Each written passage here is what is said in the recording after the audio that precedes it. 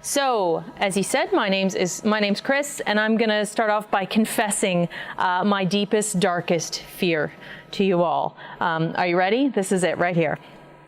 It's this guy. Do you guys, oh, you can't really see. Can you tell who that is? Do you know who that is? Yes, that is Noel. That is Bill Lumbergh from Office Space, you know, the canonical bad manager. And if you've seen the film, you know all the ways that he is the worst boss in the world. Like, he's useless. He treats people really badly, asks them to come in on the weekends. He enforces, like, soul-destroying bureaucracy. He uses all those really stupid management buzzwords that we all hate. And, oh, he wears really stupid shirts, you know? And you laugh because he's a caricature, right? But not so much, really. I mean, I have worked for a Lumbergh. Like, not exactly that bad, but I've worked for some people who are pretty bad. And I mean, I'm guessing, like, show of hands, like, who's worked for, like, a bad manager, like a Lumbergh type. Yeah, it's less common, more common than you think. So as mentioned, I've been working in tech for more than 16 years. And for most of that time, I was what you'd call an individual contributor. And if you haven't heard that term, which I apologize, it is itself sort of Lumbergh-esque. An individual contributor is the people we're the people who basically do the actual work. You know, we're the ones on the bottom of the org chart, the ones that don't have any arrows pointing down at other people. And all that time, I was an individual contributor. Like, my goal each day was basically to keep my head down, do my job, avoid provoking the Lumberghs of the world. You're nodding your head, you know. But a funny thing happens, actually, like when you start to get a little bit older and you start to get good at your job, and maybe this has happened to some of you, you go into your annual performance review and they're like, hey, you know, you're actually really good at this. Have you ever thought of going into people management? And as techies, we always go, oh, no, thank you. It's just reflexive, you know. I started getting this pretty early on, and I always said, no way. Like, working for a Lumbergh is bad enough, but to actually risk becoming one of them, like, I always said no.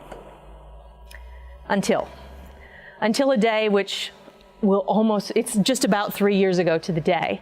I went into a meeting with the CIO of our company, and there was a big shakeup happening.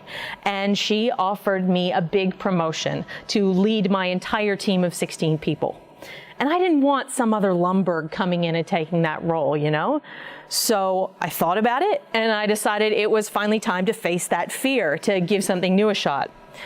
So I took a deep breath and I jumped. I took the role and I faced the Lumbergh fear. And on the way down, over that next year, I had to learn a lot of stuff really quickly. I was terrified the whole time of screwing up and letting my team down. That was the worst fear that I had. And believe me, I did screw some stuff up, nothing too terrible. There were upsides and victories too, though. Like, it wasn't all bad. It was definitely the hardest thing I've ever had to do in my career. I don't regret it. I learned a ton. And I thought what I would do tonight is actually share with you some of the lessons I took away from this experiment that I did. And please note here, my goal is not to convince you that you should be a manager, in no way. I just want you to know what it actually means. Like, aside from buzzwords and bullshit and funny shirts, what it actually means, what you're saying no to. So the lessons I learned sort of fall into 3 buckets. You have people stuff, financial stuff, and manager stuff. Like I said, no buzzwords here. So I'll walk you through some of that, and then I'll give you some advice about how, if you're thinking that maybe this is something you want to do at some point in your career, I'll give you some advice about what steps you can take to avoid becoming a Lumbergh yourself. But wait, I hear some of you saying, some of you who work in hip, disruptive, flat organizations, you know, startups that have evolved to not need managers. And isn't that the goal for all of us, brothers and sisters? Just hold on to that thought, because I'll cover that. For the rest of us living in reality, we'll go back to my talk. So the first is the people stuff. So I figured the people stuff would be easy because I'm a people person. You know, I hadn't been a hands-on techie for a while at this point, and I was pretty sure that's why they promoted me anyway. So the very first thing on my to-do list, yay, newly minted manager, is have one-on-ones with your team. And that actually turns out to be a huge part of what managers do. And I actually think the higher you go, the more percentage of your job this takes up. Like CEOs, this is pretty much what they do. They keep their team engaged, they build relationships with them, and they help them reach their goals. So I had two big problems with this. One, I had a big team. I had 16 people, and at my company at the time, they wanted you to have a half-hour one-on-one every 2 weeks. So do the math, that's 8 hours every fortnight. Huge chunk of time. And oh yeah, I had no freaking clue what I was doing. Like all the one-on-ones I had had in my career, like with the Lumbergs of the world, were either like excruciatingly awkward or useless waste of time, or just purely operational. And I didn't want to subject my team to that. So I wanted them to be good. And it took me a while to figure out what good was. So some of the stuff I worked out, and you can take this with your own manager, please, is first of all, stick to the schedule. Like one-on-ones are always the first thing to get cut when you're trying to make a deadline, and that sucks. Like I know people go weeks and months without having one. So it's really important as a manager that you schedule these in and you try and stick to them. Get out of the office. Like you can't have an actual like one-on-one human conversation with someone in a conference room or God forbid an open plan office. Like get out. I used to do them walking around the block or go out to a coffee shop. Like that helps a lot. Give undivided attention, like try to not have my phone sitting there buzzing, so, interrupting, or no laptops, like at most a notebook and a pencil, and really try and listen to people when you're talking to them. Allow them to set the agenda. Like one of the first one-on-ones I had with one of the devs on my team, who was a mate of mine, he walked in and he pulled out of his pocket a piece of paper and went, "Here's my personal development plan. How are you going to help me become a senior engineer?" And I went, but hey, that was great. He had a framework for us to talk and to work through. Not everybody has that. So it's great when they do. If they don't, I sort of did things like from retrospectives. I'd be like, hey, so what's going well? What's not going well? What's blocking you? Sometimes it's just how you going. Like, I've noticed you seem a bit more stressed lately. How are things? Like, just being a human and talking to them. Sometimes people need to vent. Like, God knows that happens. And so you let them vent. The hard thing for me as a manager was learning not to try and solve their problems for them, because you don't want to be their mom, you don't want to be their dad. You want to help them figure out how to solve them, but not just do it for them. And it really sucks when there are problems with another person on the team, because you really want to say, just stop it. But you have to be a facilitator, try and get the two people in the room together to work out their differences. The one thing I always did at the end of every one-on-one was say, what do you need from me? Write it down and then try and follow it up in the next one, like to deliver on the stuff that I actually told them I would do. So I got better at this. I actually started getting better at this, but the team was still way too big for one person. Like I said, I didn't feel like I was giving some of the technical guys the career advice that they needed on the technical track. So I needed to hire. And hiring is the other huge time suck for managers. I'd been involved with interviews. I'm sure you guys have all been involved in interviewing before, but it is a world of pain when you're actually the hiring manager. And I pretty much was hiring nonstop in that role. For a dev manager to do all that stuff, for engineers, for testers. It was the part of the job that I actually liked the least. And my goals were basically to waste as little time as possible and hopefully not hire anybody bad.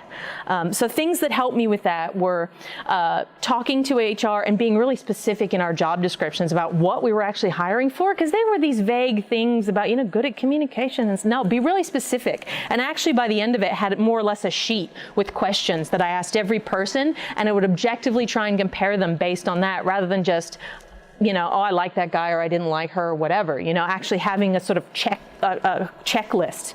And that also helps make sure you don't negate soft skills. Like, it's all great to get somebody who aces the technical test, but if he's a jerk and you don't actually want to work with him, you need to find that out, or they can't handle conflict, Also, deciding as a group, because I was really worried and I did make a couple dodgy calls. So getting more people involved helps. Like, you don't have to go a full-on Google hiring committee way about it. But I talked to some of the other managers, and really what we ended up doing was, they would come in and sit in on the final interview for any candidates before we made them an offer. Like, it's always great to get someone else just to give you some feedback. And the biggest thing was taking your time. I mean, as a manager, somebody quits and you're like, oh crap, I got to fill this role right away. And I learned the hard way that it is much worse to hire the wrong person than it is to wait a little bit longer until you find the right person. And sometimes you have to wait a lot longer to find the right person. So it's always better to take your time. Okay, so that was 50% of my time right there, the one-on-ones and the hiring. And just as I was starting to get all that under my belt, well, hell, it was time for performance reviews. And my company did these quarterly, which is so frequently. And I mean, I had had reviews in the past where my boss was basically like, write your own self-assessment and then I'll kind of tweak it, which sucks. I didn't want to do that. I wanted to be honest with people and give them good, meaningful feedback, which meant writing detailed evaluations for 16 people on the team. The one thing I did just by pure luck that ended up being really helpful is from the get-go, I started saving anything people told me good about people on my team. And you can do this yourself. If somebody tells you, hey, thanks for helping me out, or that was a great solution you did, forward that to your boss. Create a label in Gmail, good stuff, and save that, because when you want to go for promotion, you want to ask for a raise, having evidence of stuff that's good is way better than going in with a checklist of everything you did wrong. So save good stuff and give it to your manager. And I did that just by a fluke, and it was so helpful when it came time for reviews. Another key was to be really clear on what people were being reviewed against. I found out in the course of this that I had people on the team whose titles did not match what they were doing. I had people who were junior developers on paper who were doing the role of a senior. And it's not really fair to them. So the first thing I had to do was get their titles actually to reflect what their jobs were. So being really clear on what criteria you're ranking everybody against. Backing things up with examples and evidence, like I said.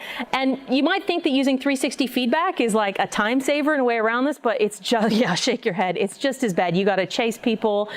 Doing it via email, everybody hates. I would end up just booking a meeting room for a day and having people come in 15-minute increments and give me feedback about other people on the team, but it's not a huge time-saving thing. And then, of course, after all that, you get everybody, you get the review, then you've got to calibrate, which is super fun. You sit in a meeting room for all day with other managers just to make sure that when I say Bob on my team exceeds expectations and you say Sally on your team exceeds expectations, that actually aligns. It's not that actually Sally sucks compared to Bob, you know? So you spend all day literally like litigating, well, he delivered these 3 projects, well, she did these 4 things.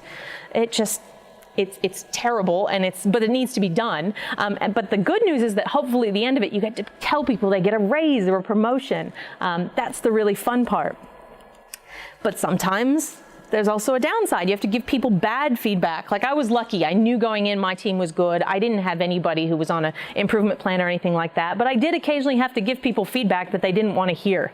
Like, to me, honestly, the "can I give you some feedback" is like the worst, most ominous thing anyone can say to you. I hated doing it. But the best bit of advice someone gave me is to praise publicly and criticize privately. And I think that works no matter what team you're on. Like, if somebody does something great, praise them publicly, never call them out on anything in front of their peers, in front of any managers or anything like that. Also, when you are giving someone negative feedback, you should focus on specific actions and behaviors, not their attitude. It's not, dude, you always do this. No, that's terrible. Be like, last week when you were late, it caused this to happen. You've got to have that sort of evidence to back it up. And engage HR when appropriate. Like, this is one of the times when HR aren't useless. Like, they're great at this. I actually did role play with them because I'd never had experience with this. So I actually sat down and pretended, like, I'm going to give you bad feedback and I want you to really yell at me so I know what it's never that bad, but it worked out really well. And there's other stuff beyond just giving bad performance reviews. Like, sometimes the company makes a decision that you have to pass down to your team, and you don't necessarily agree with it, and that's really hard. You get stuck between being a company advocate and being an advocate for the people you work with every day. It's hard. Again, I did role plays with HR for this. I tried to prepare as well as I could. The best advice they gave me was not to sugarcoat it. Like, people are smart and they have great bullshit detectors, and if you try and spin something, they will know. One thing that apparently, if you're telling someone bad news, if you tell them how that decision was made, they're more likely to accept it. So don't just be like, hey, we're not getting any bonuses. Tell them, like, what were the steps and what were the reasons that decision had been made. You can allow venting, but you don't want to allow debate. And you have to resist the impulse to disagree with the decision. Like, it was really hard for me to be like, guys, I know this sucks. Like, I totally agree with you, but what are we going to do? No, that's the part where I had to represent the company. Tell them the steps leading up to the decision. Here's the outcome. Let's talk about what we're going to do to deal with this in the future. So that is a very brief run through of some of the people stuff I was dealing with, which is a very hard thing for tech people to grasp. Like, you can't lead people the way that you wrangle machines, you know? If you could, we would have automated all this crap a long time ago. Okay, so the next bucket that I had to deal with was the finance stuff. And to be honest, like the underpants gnomes here, I didn't even really have a great idea of how my company actually made money. I mean, like, we built websites and apps, and they sold ads, and somehow people paid us. Like, that was about the level I had. I'd never been involved in budgeting or forecasting, but every week now I had budget meeting sitting on my to-do list, on my calendar. I had to learn very quickly what the difference between CapEx and OpEx was, and how that affected how many permanent staff versus contract staff that I had. Do you know how much recruiters make, by the way? Like, my God, paying somebody 20% for a new hire, that eats into your budget really fast. It was massively eye-opening. I had to learn, I didn't know what my team's cost center was or how to physically approve an invoice to be paid. You know, I learned that our budget had a T&E department, travel and entertainment, you know, all those like team beers or outings or taxi vouchers. I didn't really, oh, that actually comes out of a budget center. That's not just money that rains down from on high. I learned there's a strategy in how you accrue costs over the course of the year, and why at the end of the year, we're always trying to get people to spend it so that we get it again in the next budget. So this was massive. This is not an area of finance where you can fake it. And the best thing I did here was to actually go to one of the finance people and be like, I've booked this meeting room for an hour. Can you explain to me business finance like I'm a 5-year-old? And they loved it. No one ever asked them to explain what they do.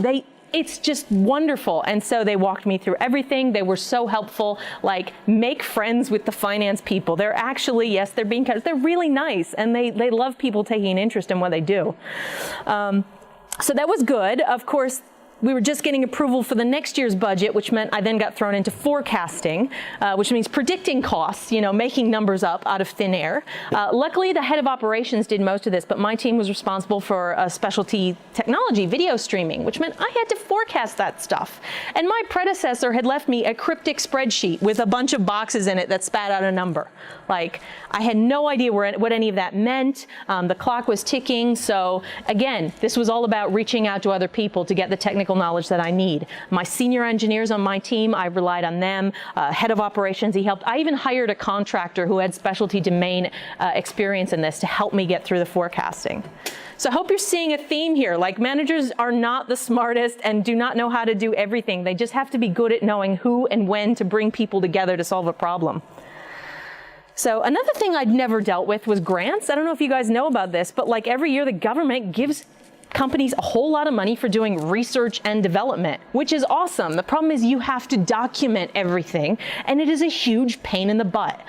So we had an external company actually handle most of the application, but I still had to provide evidence to them of all the stuff we'd done that classified as like building new things, which meant digging through JIRA tickets and emails and invoices and getting all this stuff. Somebody's got to do it. Like, I ended up doing all this stuff. And again, that's an area where if I had known about that, I would have proactively collected all that stuff from the day one. It would make your life a whole lot easier at the end of the year.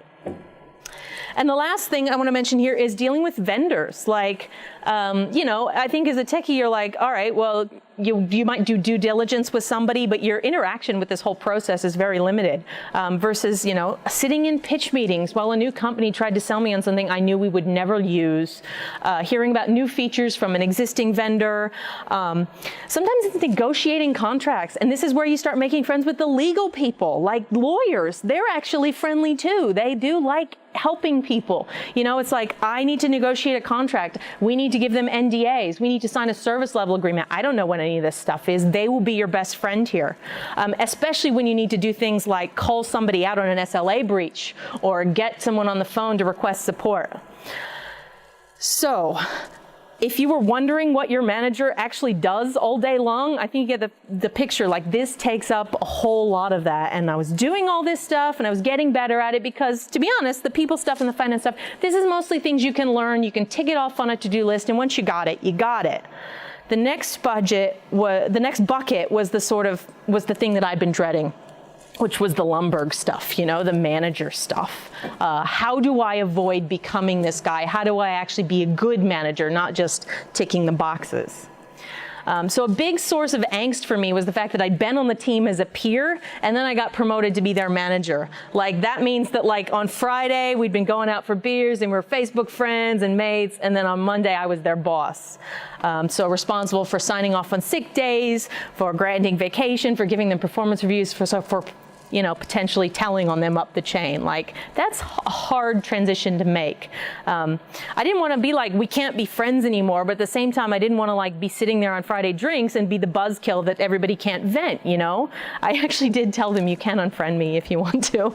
And it's hard. Like, I almost feel like if you are going to take on a new management role, it might actually be easier to do it in a new team rather than being promoted from within the one you are. It's hard on them and it's hard on you. Okay, so in my quest to try and figure out what makes a good boss, I read a whole lot of articles and books and stuff, and the lie, calling it a promotion is a lie. It's a whole new skill set. And so the things you were good at before don't necessarily mean that you'll be a good manager. But one thing I saw kept coming up repeatedly was this idea of emotional intelligence, or EQ, that this is something, emotional quotient, this is something that like good bosses have. I actually think it applies to everybody really, but particularly to good managers. And there's different definitions, but it encompasses a bunch of factors, things like self-awareness, like knowing your own strengths and weaknesses, knowing your values, knowing your goals. Self-regulation, controlling your emotions and adapting to changing circumstances. Social skills and empathy, like managing relationships, considering people's feelings, being a good communicator, and resilience, how well you cope with setbacks. So I had thought that I was pretty good at this stuff, but I just learned so much. I mean, one of the biggest lessons, I'll give you an example of one of the things I encountered, I'd never encountered, was the difference between managing introverts and extroverts. Look, I'm an extrovert. You can tell that. I'm standing up here. Yeah, easy. And I know introverts. I'm friends with introverts. I'm married to introverts. Like, I thought that I knew how to deal with them. You know what I mean. But I would do things without realizing. Like, I'd be like in a meeting, and I'd be like, oh, hey, Mitch, why don't you tell everybody about that thing you're working on? Or I'd pull you up in front of an all hands, thinking I was like doing a good job, like sharing the spotlight, mate. Like, that's great. And it would be traumatic to some of these people, you know, like I'd held a gun to their head or something, like, and it just never occurred to me that they saw the world in such a different way than the way I did. I had to apologize over and over as I worked out this blind spot. So yeah, that was a huge one for me. Communication probably seems like an obvious one. I had a senior manager give me advice that 25% of management is actually doing stuff and 75% is telling people that you've done it, which sounds negative, but it's actually pretty good advice. And it's probably good advice for everybody, because keeping your head down as your little individual contributor, like, I know Australia has this tall poppy thing. You need to get over that, okay? Because the only way the CEO was going to know that my team was smashing deadlines and hitting budgets was if I told him. He's not going to keep track of all that stuff. So I had to be a cheerleader. I had to actually be the mouthpiece for my team. And I like this part. As an extrovert, that part was fun. But if you're an introvert, you got to get comfortable with doing that. And this is the flip side. This is the dark pattern. This is one of the things I tried to avoid. Keeping your team from everything that stops them from getting stuff done. You may have heard this called the shit umbrella. Yeah, the crap umbrella. You protect your team from all the crap that's raining down above them. And I didn't want to be that, but I think it's kind of inevitable. You try and supply a working environment so they get stuff done. And sometimes that means arguing against decisions that are coming down from on high. It means helping them navigate and manage change. It means that when somebody screws up, it's on you, not them. And that was really hard for me to wrap my head around, that when you succeed as a team. Yay, we did this. And when something goes wrong, as the captain of the ship, you own that, and it's on you. And that is one of the really big trade-offs you make when you move into that sort of role. So, How exciting is this? Should you jump? I'm sure some of you I've tempted now by telling you what managers do all day long and what some of the hard bits are. So key questions to ask yourself is, do you actually really like dealing with people? Because the job really is dealing with people all the time, and dealing with conflict sometimes between people. How do you rate your own emotional intelligence? Like, do you have good self-awareness, good self-regulation, resilience? And if not, do you want to actually get better at those? And the big one, I think, for techies is, can you put your ego aside and become one of them? You know, can you maybe step back a little bit and take on the risk of becoming a Lumbergh in order to make your team better, you know? So if you do decide to go for it, some advice. The first is skill up. Don't wait until you actually get offered the role like I did. Then you're scrambling. So go back tomorrow and find out how the heck your business makes money. Go make a friend in the finance department and find out how the business is actually organized. If your company has a training program for prospective leaders, take it. It was one of the best things I did. Like, not only do you learn practical skills, but you actually get peers. You get a support network, which is the second thing. Like, once you're doing this job, you need people that you can vent to. You can't vent to your team. You need to go have people you can vent to and get advice from. Go to a local meetup group. We have Sydney Technology Leaders here in Sydney. There are lots of meetup groups for this. Get a mentor. Like, I'm sure you have an old boss, someone you can talk to about getting advice. That's all really helpful. And I would suggest you have a clear time frame for this. Like, when I took the role, I told myself, I'm sticking with this for a year. Like, I wanted to get over the novelty of a new job and actually experience what the day-to-day was like before I decided if I was going to stick with it. And I've even been told by some experienced managers that it took them 3 years before they felt they were actually any good at it. So as for me, in the end, I lasted 15 months before I heard the siren call of the hip, flat, disruptive startup.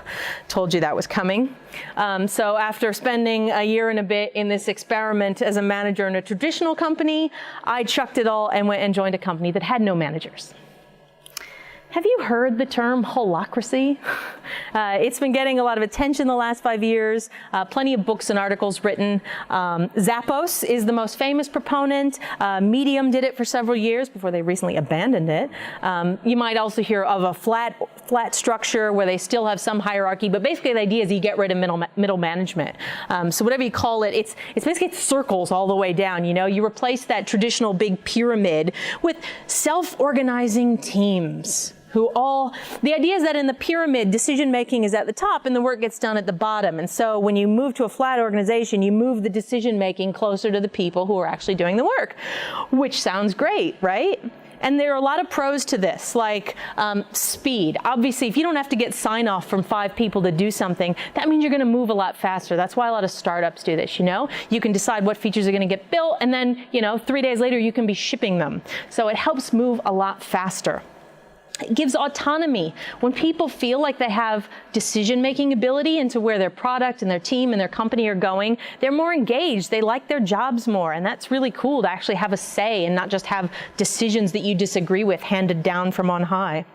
There's less bureaucracy overall. I mean, we got rid of all those middle managers, right? Like, you want to do something? YOLO, basically, you know? If you want to change roles, you've got more freedom and flexibility to move into another role.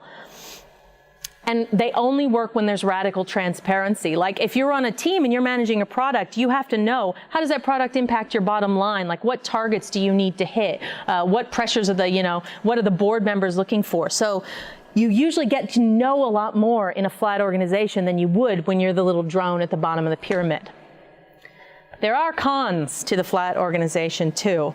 And the really interesting thing is that most of the stuff I was talking about that I learned as a manager, you still need that stuff, even in a flat organization, like career development and people to make hiring decisions and financial oversight. That's not bureaucracy, that's infrastructure, you know? And if you sweep that away without a plan to handle it, you can get into trouble in very many ways.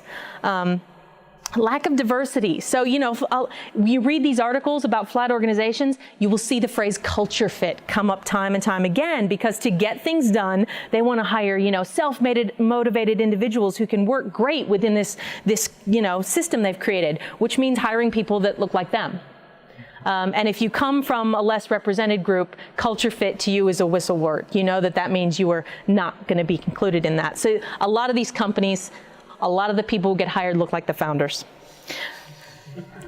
You have a much longer cycle on praise and feedback. Like if you're not having a one-on-one every 2 weeks with your manager, that has some effects. Like for me, I like being told I'm doing the right thing. Like if I go too long without being told I'm on the right track, I start to worry that I'm on the wrong track. And so if you're only having, and I know flat organizations where people are having one-on-ones every quarter or every 6 months, as a one-on-one, like that's a long time to go, without getting feedback on how you're doing. And the problem is a lot of people in this don't feel authorized to give you feedback. If you're on a team and you see someone else in the other circle who's doing something bad, you're not their manager. You don't have, who are you going to complain to? And I've even seen people who get to their annual review and basically only then find out when they're being asked to leave the company that they haven't been meeting expectations. And they've not had that information over the course of the year because they're not having those regular check-ins. Oh, this is a good one. So there was a famous article written in the 70s by Joe Freeman called The Tyranny of Structurelessness, which I love that title, which was about sort of groups, any group that claims to not have leaders or structure. They all do. They have a hidden structure, and that's actually more pernicious because they pretend that it doesn't exist. So you have all these circles and the idea that if everybody has autonomy, we're all equal, but there's actually a secret inner circle of maybe they joined the company in the first round, or maybe they're much better friends with the founder. And that sucks. That engagement that you had from having autonomy, you start to erode that because you start to realize, though, I came up with an idea and it can get anywhere, but Mitch said it, and of course it got picked up. It's very bad. And this is the really interesting one, a problem of scale, and it's one I think we're going to start seeing some of these companies who've done it run into, because you can't scale, well, I think you can't scale this indefinitely. It's fine when you're 40 people sitting on the same floor of the office. What happens when you're 100, 200 people, you're co-located, you've got projects, multiple tech teams working on projects that touching the same infrastructure, and you've got no one at that next level who can actually see the bigger picture. You've got the founders who see everything, and they can't even at some point hold the whole picture in their head. So this is why Medium actually famously chucked Holacracy a few years ago, because they were moving up into projects where they actually needed sort of cross-functional things, and they just didn't have that in the small circles. So, advice for you if you do find yourself working in one of these, and we are getting to the end here, I promise you. Accept ambiguity. Like, I went from a job where I had a nice title on a business card that meant something, and if I told you what it was, you would understand it, to all-rounder. Which, what even is that? Like, no one, I would tell people that and they'd be like, what? Like, I had no real job description. I turned up on day one and basically had to figure out what I was going to do. Like, it's a little easier, if you're a JavaScript developer, you're probably quite circumscribed. But if you're not in the technical area, or even sometimes if you are in the technical area, you're going to have to make it up quite a lot of time. We use this phrase a lot, give away your Lego. And it basically refers to the fact that a lot of us like to be in charge of a thing. We like to have our thing. And it's really hard, like when someone else as a kid wants to come play and you're like, no, I need all this to build my stuff. But in an organization like this, they only work if you continually try and replace yourself. You continually fine, I actually figured out, all right, I set up the QA team because somebody needed to do it, I'm doing it. Now I need to hand that off so I can do something else. I can't just stay and be the person who does the one thing. And that's hard. If you're a person who likes being the go-to guy for a specific area, you need to get away from that. You need to be comfortable on continually giving away your role and moving into something else. Influencing without authority, because you don't have authority. So if you want to get something done, if you have an idea, you need to sell it. You need to learn how to do this. I mean, there's a couple of things you need, and this works in traditional organizations as well. You need a network, first of all. So being the drone with your head down at the bottom of the pyramid, you have no authority because nobody knows who you are. You need a network. So make friends in other teams, like I said. Talk to finance. Talk to the sales guys. I invited the sales guys to be on my team for a hackathon once. They loved that, and they helped me out so much. Like, involve people from other teams. Then when you actually need something from them, hey, they know you. You're the nice one. And also, So you need the network, and then you also need to actually have a bit of a profile. And this is hard if you're an introvert, if you're gonna actually have some influence and the decisions that get made, you need people to know who you are. You need to be the one that occasionally is at stand-up demonstrating stuff for your team, You need to actually speak up in meetings, which can be really difficult if you are a quieter person. And keep an eye on the future. Unless this is your company that you've founded and you suspect you might at some point go back to work in a traditional org, you should, while you're there, start thinking about how you are going to explain what you've done in that next role. So I had to start, and from very early, thinking about, all right, all-rounder, what does that mean? I'm going to start keeping track of the projects I work on so that I can update that LinkedIn profile at the end and actually have something meaningful on there, So keep track of what you do, and you should do that in any role anyway, but continually think of what am I getting out of this experience that's going to take me into the future, into the next role. So to wrap it all up, nobody deserves to work for Lumbergh. So I did 2 experiments. One was to be the manager in the traditional hierarchical company and then to join a managerless flat org. And both of them taught me that good managers are incredibly important, and they make the difference between feeling engaged and happy going to work and dreading getting up on Monday morning. And good managers spend their days taking care of a lot of invisible infrastructure stuff that you don't think about when you're getting stuff done. You might not appreciate that stuff until you're in an organization that doesn't have it anymore.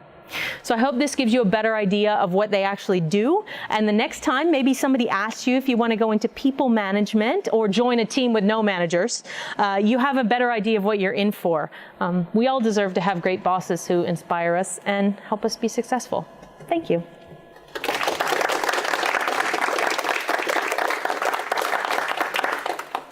Questions? Yes.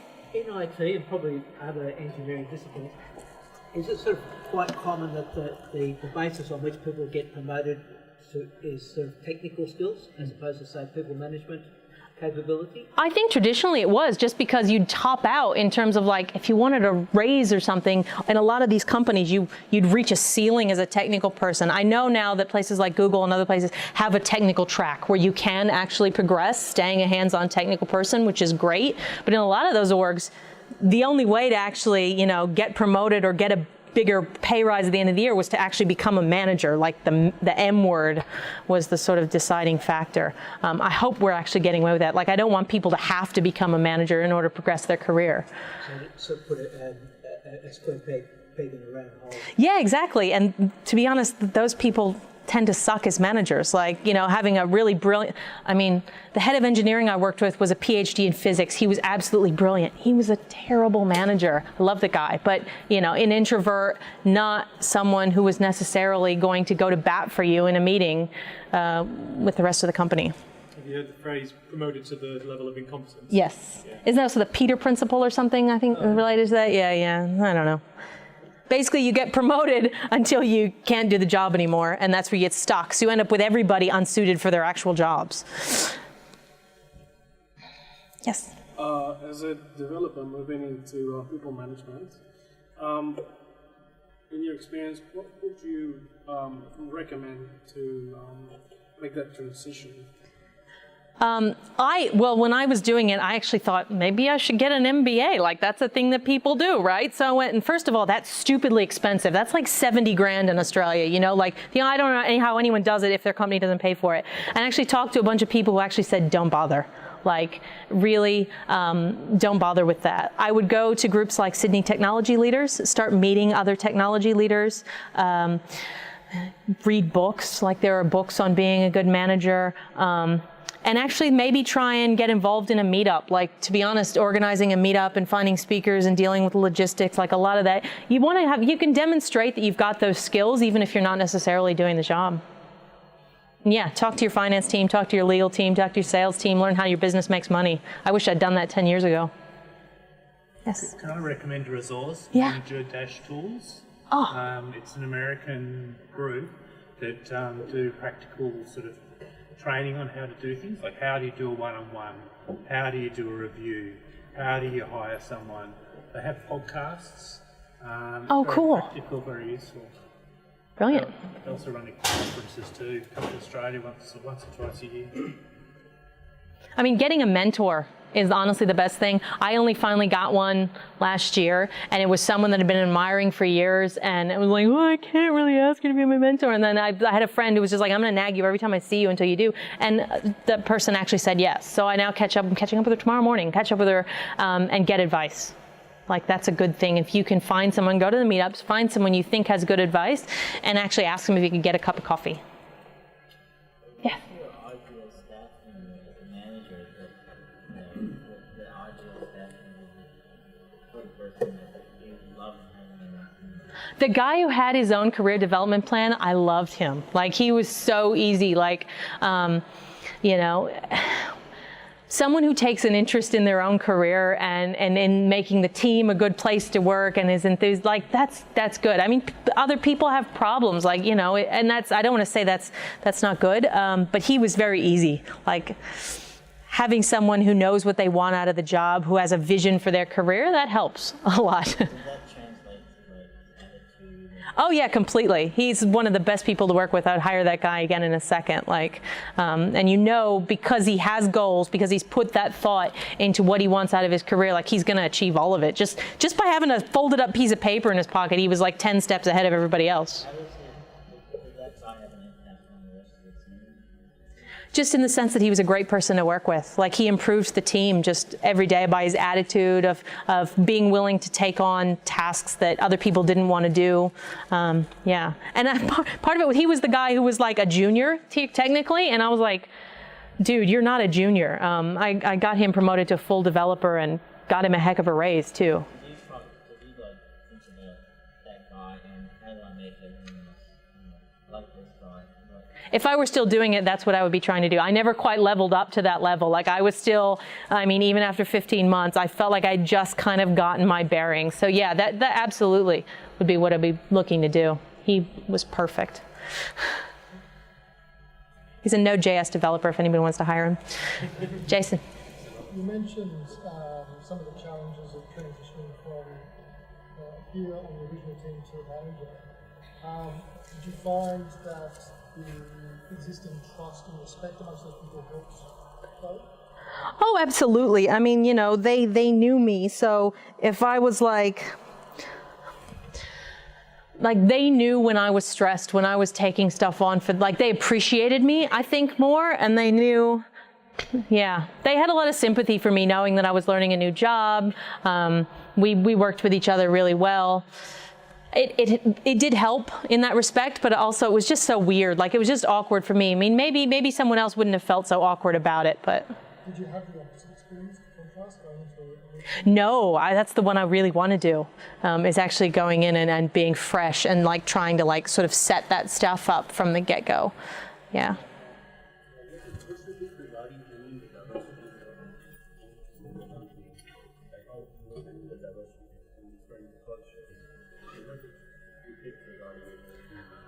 Well, one of the good things about being a manager is, like, if you want to do something about that stuff, you can, you know? And so I noticed, for example, like, we had some bad confirmation bias. For example, on our technical tests, if someone passed the technical test, it would send them an automated email which went, thanks, please send us your source code, and could you answer a few questions? The first of which was, how did you find the test? And I started seeing a bunch of answers coming back going, the recruiter gave it to me. Because how do you define that is a very Australian colloquialism. And people for whom English is not their first language, including me as an American, were like, well, you gave it to me. How did I find it? And I was like, okay, instantly then everybody who looks at that knows this guy isn't from here. Like, it colors the way you think of them, you know? So getting that changed was something I was like, yep, guess what? We're doing that. We set up a day of interview training because we had developers going in and giving interviews who'd never had any training on how to give a good interview. You know, they were just going in and basically doing the questions that they remembered from being interviewed. I know some organizations do that really well, train people up, but others don't do it all, and they just chuck you in the deep end. So that is the good thing when you are a manager, you can do stuff. And yeah, doing things like, you know, we damn well hosted Girl Geeks when I was there, you know. I hired 2 women developers on my team, and they were the first 2 in the whole tech team. Yeah, we had a pretty good diverse team, actually.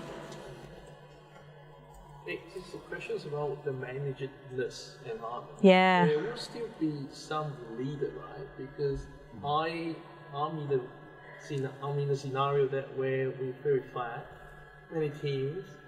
You want someone there to make a call. You have to still have someone, right? Exactly. What I have is like, I am the product owner. Yeah. Somehow I became the guy who make technical calls. And I was looking at these steps, it's like, why am I making the technical calls? But wouldn't you have someone that actually...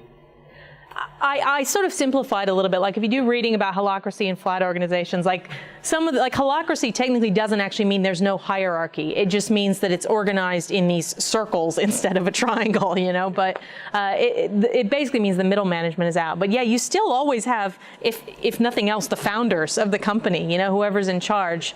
And, you know, that can mean that a self-organizing team can together autonomously make a decision to build the app this way. And then 3 months later, the founder sees it and says, "No, we're changing that."